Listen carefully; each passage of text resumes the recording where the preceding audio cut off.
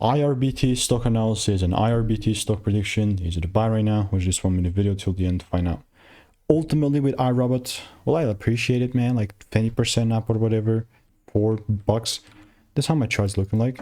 To say the least, with 40,000 videos done over 5 years, I've seen what's working for me and what's not, specifically here. Now, here's that proof. This was made back 12 bucks, right? And 4 months back. And that was so good. Like now we're 4. And even when it was before, if I do see the shift, then there's nothing basically stopping me from selling down even more.